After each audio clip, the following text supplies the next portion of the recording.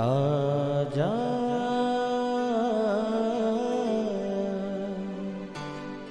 प्रभु यीशु के दर आजा, जीवन मिलेगा तुझे। आजा आजा प्रभु यीशु के दर आजा, जीवन मिलेगा तुझे। आजा आजा आजा आजा।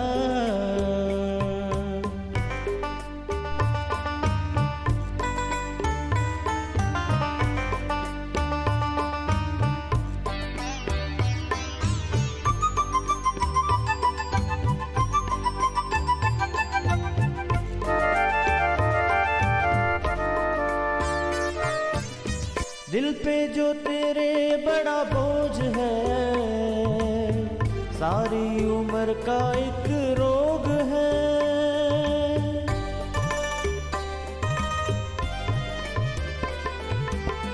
दिल पे जो तेरे बड़ा बोझ है, सारी उम्र का एक रोग है। क्यों नहीं आता यीशु पास तू, ताकि न रहे फिर उदास तू। क्यों नहीं आता यीशु पास तू, ताकि न रहे फिर उदास तू। आजा प्रभु यीशु के दर आजा, जीवन मिलेगा तुझे। आजा आजा आजा आजा। Praise the lord everyone. मैं pastor Kulbhushan Johar, Asian church of Christ Vancouver BC से प्रोग्राम नई ज़िंदगी की ओर में आप सबका बहुत बहुत स्वागत करता हूं। मैं उम्मीद करता हूं आप सब लोग अच्छे होंगे, तंदुरुस्त होंगे, परमेश्वर के कलाम में बढ़ रहे होंगे। आइए हर बार की तरह परमेश्वर के कलाम में से सीखने से पहले, वचन को पढ़ने से पहले आइए अपनी आंखों को बंद करेंगे, अपने सरों को झुकाएंगे। आइए हम प्रार्थना में जाएंगे। सर्वशक्तिमान परमेश्वर यीशु मसीह नासरी, हम आपका धन्यवाद करते हैं। आप अच्छे सच्चे जीवित दया करने वाले परमेश्वर हैं। आपने हमारी ज़िंदगी में सब कुछ दिया, आपका धन्यवाद करते हैं इस अच्छे समय के लिए खुदावंद। जब तेरे वचन में से हम सीखने जा रहे हैं, ये वचन हम में से हर एक के लिए खुदावंद पैरों के दीपक का काम करे, हमारी ज़िंदगी को नई ज़िंदगी के साथ जोड़ दे। कोई भी अंधकार की शक्ति जो इन वचनों के फलों को चुराती है, यीशु मसीह के नाम से हम उसको कैंसिल करते हैं, तोड़ते हैं। यीशु मसीह के सामर्थी नाम से हम मांगते हैं, आमीन आमीन हालेलुया। मैं स्वागत करता हूं आप सबका प्रभु यीशु मसीह की हुजूरी में। आज मैं आपसे बात करूंगा एक बहुत ही कॉमन पर इम्पॉर्टेंट टॉपिक के बारे में।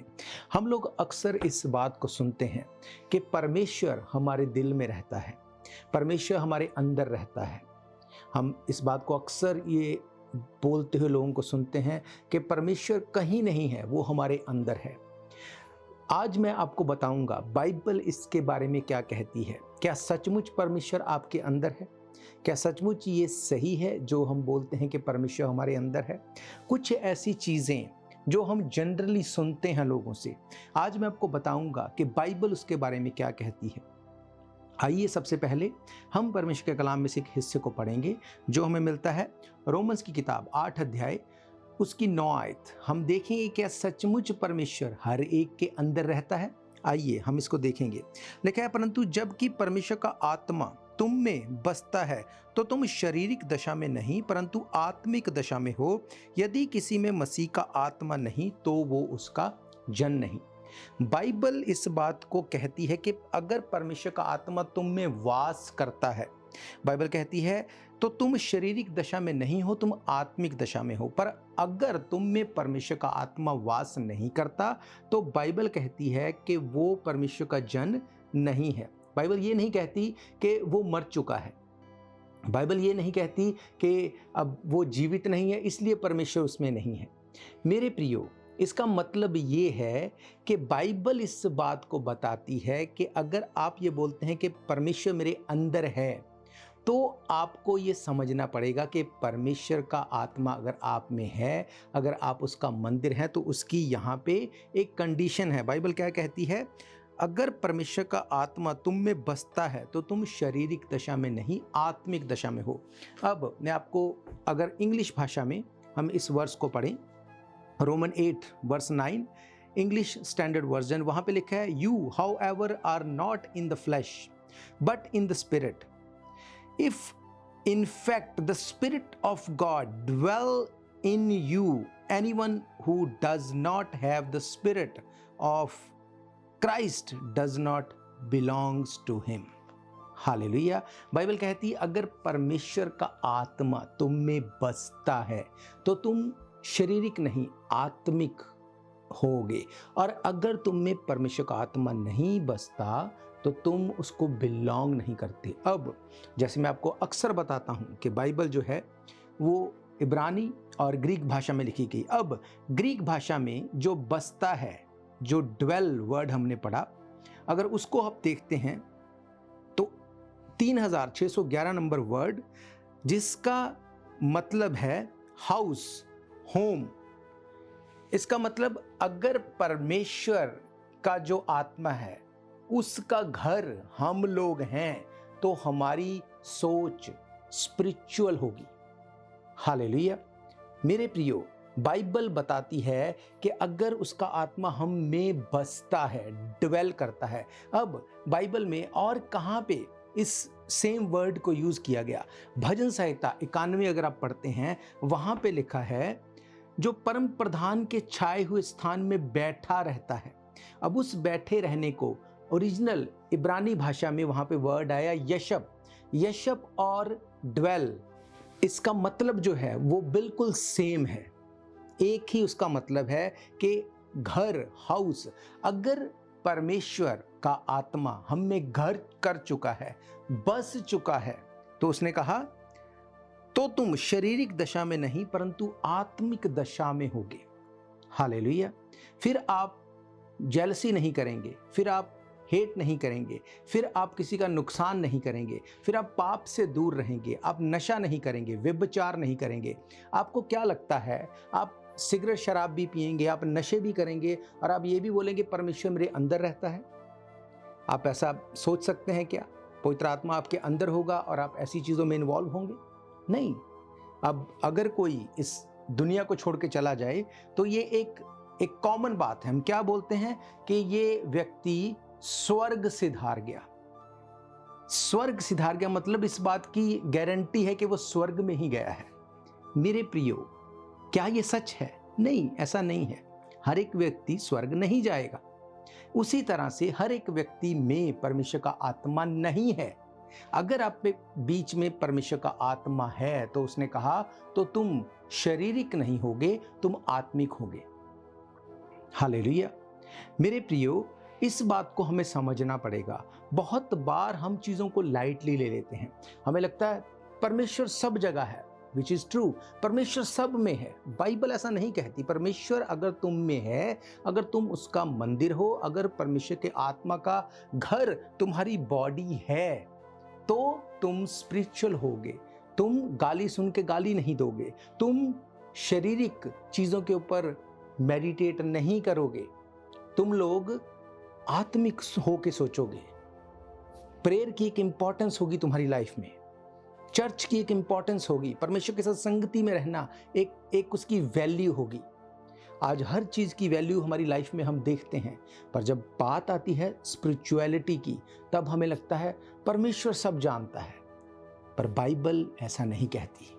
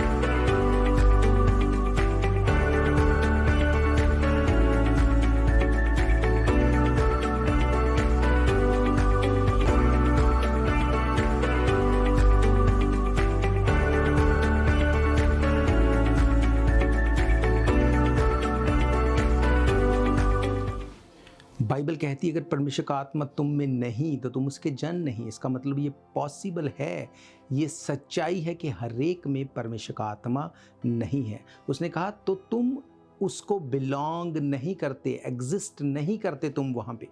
हालेलुया। अब हम लोग देखते हैं एक और निशानी को। अगर कोई ये बोलता है परमेश्वर मुझ में बसता है, मैं परमेश्वर का मंदिर हूँ, परमेश्वर मुझ में रहता है, आइए हम देखते हैं रोमन्स की किताब 5 अध्याय उसकी कुछ आयतों को हम लोग पढ़ेंगे। यहाँ पे लिखा, अतः हम विश्वास से धर्मी ठहरे तो अपने प्रभु यीशु मसीह के द्वारा परमेश्वर के साथ मेल रखें, जिसके द्वारा विश्वास के कारण उस अनुग्रह तक जिसमें हम बने हैं हमारी पहुंच भी हुई, और परमेश्वर की महिमा पर की आशा पर घमंड करें। केवल ये नहीं वरन हम क्लेशों में भी घमंड करें, ये जानकर के क्लेश से धीरे धीरे से खरा निकलना, खरे निकलने से आशा उत्पन्न होती है, और आशा से लज्जा नहीं होती, क्योंकि पवित्र आत्मा जो तुमको दिया गया, जो तुम में दिया गया, तुम में ड्वेल होता है, उसके द्वारा परमेश्वर का प्रेम हमारे मन में डाला गया है। हालेलुया। मेरे प्रियो, बाइबल कहती है अगर आप ये बोलते हैं परमेश्वर मुझ में रहता है, पहली बात तो आप क्लीन होंगे, आप स्पिरिचुअलिटी को महत्वता देंगे, आप नशे से दूर रहेंगे, व्यभिचार से दूर रहेंगे, चोरी चुगली से दूर रहेंगे, व्यभिचार से दूर रहेंगे, दूसरों लोगों की डिस्कशन से दूर रहेंगे आप, क्योंकि ये चीज़ें आपको आपके मन में हेट पैदा करती हैं। आप उन चीज़ों से अलग रहेंगे। पर अब इसके साथ साथ एक चीज़ जो आप में होगी, अगर परमेश्वर का आत्मा आप में वास करता है, बाइबल क्या कहती? बाइबल कहती आशा से लज्जा नहीं होती, क्योंकि पवित्र आत्मा हमको दिया गया है। अब यहाँ पे भी वही वर्ड यूज हुआ जो हमें डिवेल करता है, उसके द्वारा परमेश्वर का प्रेम हमारे मन में डाला गया है। जो यहाँ पे वर्ड आप देखते हैं प्रेम, लव, ओरिजिनल भाषा में यहाँ पे वर्ड जो यूज हुआ वो है अगापे। अब दो तरह से प्यार के बारे में बाइबल बताती है। एक प्यार जो कि है अगापे लव, निस्वार्थ प्रेम, जैसे कि परमेश्वर ने हमसे किया। अब यूहन्ना 3:16 में क्या लिखा? परमेश्वर ने जगत से ऐसा प्रेम किया, अपना इकलौता पुत्र दे दिया, जो कि उसके ऊपर फेथ करे वो नाश ना हो पर अनंत जीवन पाए। अब जो वहां पे वर्ड यूज हुआ परमेश्वर ने जगत से ऐसा प्रेम किया, ओरिजिनल भाषा में वहां पे भी लिखा कि परमेश्वर ने जगत से अगापे मतलब निस्वार्थ प्रेम किया। अब बाइबल कहती है अगर परमेश्वर का आत्मा तुम में बसा हुआ है तो तुम भी अगापे लव करोगे। एक तो प्रेम है अगापे जो कि निस्वार्थ है, आपको कोई मतलब नहीं आपके साथ कोई क्या कर रहा है, पर आप उससे प्रेम करते हैं। आप उसके विरोध में नहीं जाते, आप उसकी बुराई नहीं करते, आप उसको डिस्कस नहीं करते, आप उससे प्रेम करते हैं। दूसरे प्यार के बारे में बाइबल बताती है फिलियो लव। फिलियो लव क्या है? फिलियो लव का मतलब है, जैसे हम देखते हैं लोगों में, अगर एक दूसरे के साथ अच्छा करता है तो वो भी पलट के उसके साथ अच्छा करता है। अगर एक ने दूसरे को अगर उसके साथ गलत किया तो वो भी वेट करेगा, जब मेरी बारी आएगी मैं इसको बताऊंगा। ये वो प्रेम है जो लोग अपने मतलब के लिए करते हैं। आज मुझे इससे मतलब है तो मैं इससे प्रेम से बात करूं। अगर ये मेरे साथ हार्ड भी है, मुझे हार्ड वर्ड भी बोलता है, तब भी वो कुछ नहीं बोलेगा। क्यों? क्योंकि वो फिलियो लव में उसको पता है मुझे इस तक अभी ज़रूरत है। जैसे उसका काम निकल जाएगा फिर वो उसको बताएगा, फिर वो माइंड में सब चीज़ों को रख के बैठा है, इसने मुझे ये भी कहा, इसने मेरे साथ ऐसा भी किया, इसने ये भी ऐसा किया। फिर जब टाइम आएगा वो सब चीज़ें निकलेंगी। इसका मतलब परमेश्वर का आत्मा तुम में बसा हुआ, डिवेल किया हुआ नहीं है। हालेलुया। अगर वो तुम में होगा तो तुम अगापे प्रेम करोगे। अब अगापे प्रेम कैसा? जैसे यीशु मसीह ने पूरी दुनिया से किया। हालेलुया। बाइबल कहती परमेश्वर ने जगत से ऐसा प्रेम किया, ऐसा अगापे किया, उसने अपना इकलौता पुत्र दे दिया। उसने ये नहीं कहा कि मैंने क्रिश्चियंस के लिए अपने इकलौते पुत्र को भेजा, मैंने किसी और धर्म के लिए अपने पुत्र को भेजा। उसने कहा जगत से ऐसा प्रेम किया। जगत में हर एक जन आता है। हालेलुया। अब अगर आप पापी हैं, अगर आप गलत चीज़ों में फंसे हुए हैं, तब भी परमेश्वर आपसे प्रेम करता है। क्यों? क्योंकि उसको पता है आप खुद से उन चीज़ों से नहीं निकल सकते। आपको प्रभु यीशु मसीह का लहू चाहिए जो आपको अपने पापों से आपके धो के बिल्कुल पाक और साफ कर देगा। बिना उसके लहू के धुले आप साफ नहीं हो सकते।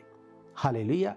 जो फिलियो लव है वो आपकी गलती को आपको बताएगा नहीं, उसको पता होगा अगर मैं बोलूँगा ऐसा तो इसको बुरा लग जाएगा, मेरा रिलेशन खराब हो जाएगा और फिर जो मेरा काम इस तक है वो निकलेगा नहीं। पर अगर एक अगापे लव है, अगापे लव आपको अगर आप गलत कर रहे हैं वो आपको बोलेगा ये सही नहीं, वो आपको नर्क में जाने नहीं देगा। आज लोग बोलते हैं कि दैट्स ओके, कोई बात नहीं, थोड़ा बहुत नशा करते तो क्या हो गया, अगर थोड़ा व्यभिचार करते तो क्या हो गया। मेरे प्रियो, बाइबल ऐसा नहीं कहती। अगर एक दूध की गैलन में, अगर 4 लीटर की दूध की गैलन में 2 बूंद अगर आप नील के डाल देंगे, कलर के डाल देंगे, तो क्या वो इतना सा दूध खराब करेगी? वो पूरी की पूरी गैलन का कलर चेंज हो जाएगा। इसी तरह से जब पाप एंटर करता है वो आपकी थोड़े पोर्शन को खराब नहीं करता, वो पूरी लाइफ को पूरा खराब करने की वो ताकत रखता है। इसीलिए यीशु मसीह ने कहा मेरा लहू इतनी ताकत रखता है तुम्हारे सारे गुनाहों को, चाहे तुम्हारे गुनाह लाल रंग के पाप हों चाहे बैंगनी रंग के पाप हों, उन सबको वो बर्फ के समान श्वेत कर देगा, वो धो देगा उन सबको। हालेलुया। आप अगर बोलते हैं परमेश्वर मुझ में बसता है, मुझ में ड्वेल करता है, अगर मैं उसका घर हूं, तो आप जान सकेंगे कि मुझ में अगापे लव है या नहीं। हालेलुया। आपको ये समझना पड़ेगा। सिर्फ कोई बोल दे और आपको लगे सब कुछ परमेश्वर ने बनाया, परमेश्वर सब कुछ में है, ये सुनने को अच्छा लगता है, पर बाइबल इसको सपोर्ट नहीं करती। बाइबल कहती है अगर परमेश्वर का आत्मा जो तुम में बसा हुआ है, ड्वेल किया हुआ है, अगर तुम उसका घर हो, अगर वो तुम में से बात करता है, तुम में वो हो के काम करता है, तुम्हारे काम भी वैसे होंगे। यीशु मसीह ने क्या कहा? तुम लोगों को उनके चेहरे से पहचान लोगे, उनके कपड़ों से पहचान लोगे। उसने कहा तुम उनके फलों से उन्हें पहचान लोगे, जो तुम्हारे अंदर जाता है। बाइबल कहती है, यीशु मसीह ने कहा जो तुम खाते हो वो संडास से बाहर निकल जाता है, वो तुम्हें अपवित्र नहीं करता, पर जो तुम जब बोलते हो अंदर से बाहर आता है, वो बताता है कि एक्चुअली में तुम कौन हो, क्या परमेश्वर तुम्हारे अंदर वास करता है।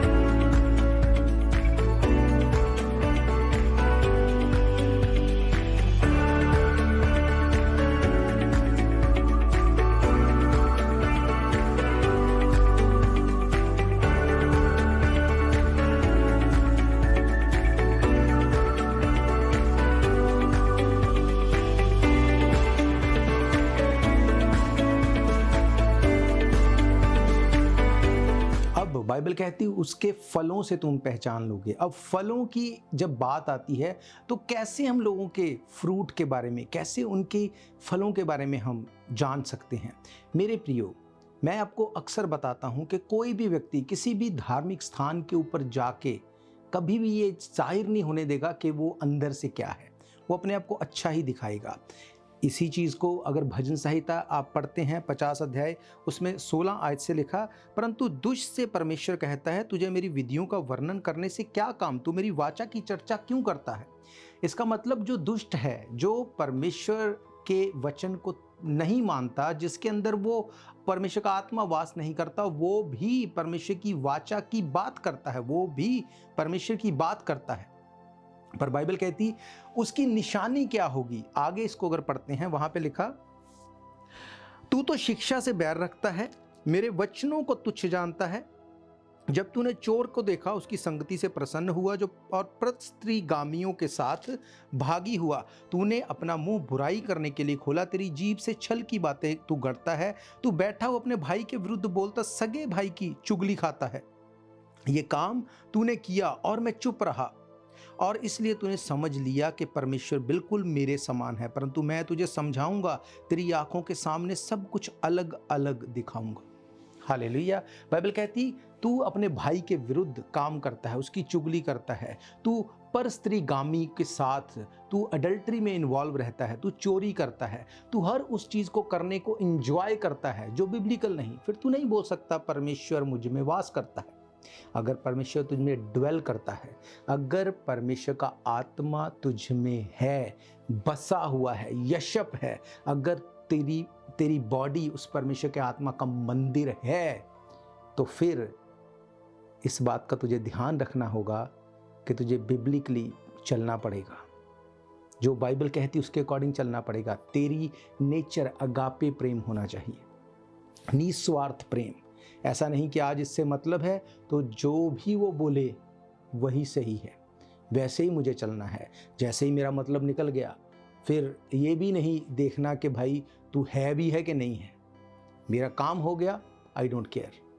अगर तू ऐसे प्रेम में है तो परमेश्वर का आत्मा तुझ में नहीं बसता। ये बहुत बड़ी स्टेटमेंट है कि एवरीबडी सेज हम परमेश्वर का मंदिर है, परमेश्वर हम में वास करता है, परमेश्वर सबके अंदर है। मेरे प्रियो, बाइबल कहती है अगर परमेश्वर का आत्मा तुझ में नहीं तो तू उसका जन नहीं। इसका मतलब ऐसा है, बहुत से लोगों में परमेश्वर का आत्मा नहीं है, वो पाप को मना नहीं कर सकते, वो पाप में खुश रहते हैं। हालेलुया।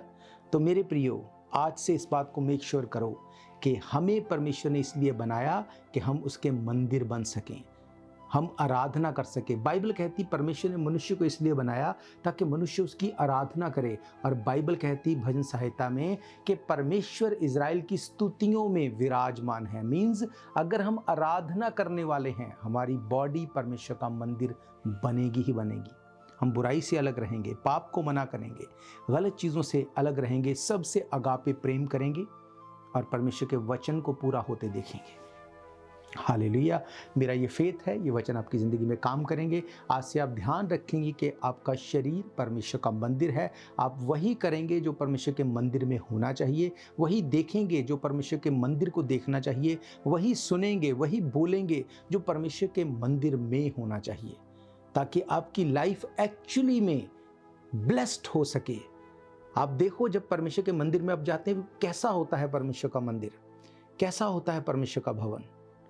हालेलुया। जब यीशु मसीह परमेश्वर के भवन में गए तो उसने लोगों को व्यापार करते हुए देखा, वहां पे बिजनेस करते हुए देखा। घर में यीशु मसीह ने गुस्सा किया, उसने मारा, लोगों को भगाया, क्योंकि वो लाइक नहीं करता। उसने कहा, लिखा है कि मेरे पिता के घर की धुन मुझे खा जाएगी, तुम मेरे पिता के घर को डाकुओं की खो बनाते हो।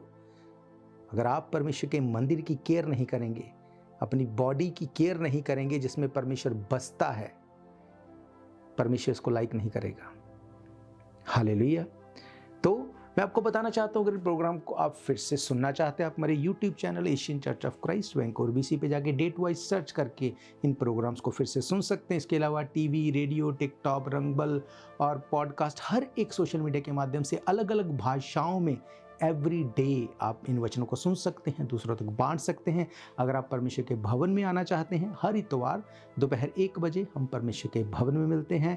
आप भवन में आके सर्विस अटेंड कर सकते हैं। महीने के पहले सैटरडे संडे 24 घंटे की चेन प्रेयर होती है। अगर उस चेन प्रेयर में भी आप अपनी प्रेयर रिक्वेस्ट को भेजना चाहते हैं, आप हमें टेक्स्ट कर सकते हैं, ईमेल कर सकते हैं, हमारी वेबसाइट पे जाके फॉर्म फिल कर सकते हैं। हम जब मिलके इस सब विषयों के लिए प्रार्थना करेंगे, मेरा ये फेथ है परमेश्वर आपको सेम नहीं रहने देंगे। हालेलुया। तो मैं आप सबके लिए दुआ करूंगा। अपनी आंखों को आप बंद करेंगे, अपनी बीमारी वाली जगह के ऊपर हाथ रखेंगे, इस प्रार्थना को आप रिसीव करेंगे। परमेश्वर से आप प्रॉमिस करेंगे कि परमेश्वर, मेरी देह तेरा मंदिर है, मेरा शरीर इसमें तू बसता है, आज से ये मेरी रिस्पॉन्सिबिलिटी है कि इस देह में कुछ भी ऐसा फाइंड आउट ना होने पाए जो तेरे नाम को महिमा ना दे। मेरा बोलना, मेरा उठना, मेरा चलना, मेरा फिरना तेरे मंदिर को रिप्रेजेंट करे। हालेलुया। अपनी आंखों को बंद करेंगे। सर्वशक्तिमान परमेश्वर, यीशु मसीह नासरी में आपका धन्यवाद करता हूँ। आप अच्छे सच्चे जीवित परमेश्वर हैं, दुआओं को सुनते हैं। इस वक्त खुदावन जितने लोग मुझे देख रहे हैं, तेरे वचन में से इनको बता दिया गया कि अगर परमेश्वर का आत्मा तुम में बसता है तो तुम शारीरिक नहीं पर आत्मिक होगे। आज से ये अपनी स्पिरिचुअल लाइफ की केयर करने वाले हों। खुदावन तेरे लोग प्रार्थना करने वाले, आराधना करने वाले, वचनों को पढ़ने वाले, तेरे भवन में आने वाले हों, स्पिरिचुअल चीज़ों की वैल्यू को करने वाले हों। मैं प्रार्थना करता हूँ यीशु मसीह के नाम से। खुदावन जितने लोग बीमार हैं मुझे देख रहे हैं, तेरा जीवित कलाम ये सामर्थ्य रखता है कि अंधे देखें, लंगड़े चलें, गूंगे बोलें, कोढ़ी शुद्ध किए जाएं। तेरे खुदावंद इस जीवित वचन की सामर्थ्य से आज तेरे लोग चंगे होने पाएं। हर बीमारी गिरे, हर ट्रबल गिरे, हर प्रॉब्लम गिरे। अपनी बीमारी का नाम लो और डांटो और आज़ाद हो जाओ अपनी बीमारी से, अपनी ट्रबल से। खुदावंद तेरे पाक पवित्र लहू को मैं तेरे लोगों के ऊपर लगाता हूँ। हर एक शैतान इनकी बॉडी को छोड़े और चला जाए अथाह कुंड और नरक की आग में। इनकी बॉडी तेरा मंदिर बनने पाए और शैतान शर्मिंदा होने पाए। यीशु मसीह के सामर्थी नाम से हम मांगते हैं, आमीन आमीन। हालेलुया। तो मेरा ये फेथ है, आज से आप अपने कन्फेशन को सही रखेंगे। आप इस बात को ध्यान रखेंगे कि जो मैं बोल रहा हूँ, जो मैं देख रहा हूँ, जो मैं सुन रहा हूँ, क्या परमेश्वर के भवन में, उसके मंदिर में इन चीज़ों का होना सही है? क्या मैं परमेश्वर की देह को रिप्रेजेंट कर रहा हूँ? जब आप इस जिम्मेवारी को लेंगे, परमेश्वर आपकी हर एक प्रॉब्लम को खत्म कर देंगे जड़ से। हम फिर मिलेंगे परमेश्वर की हुजूरी में। God bless you all. शायद ये मौका होगा आखिरी, तुझको बुला रहा है नासरी। धोखा ही धोखा संसार है, प्रभु यीशु का सच्चा प्यार है।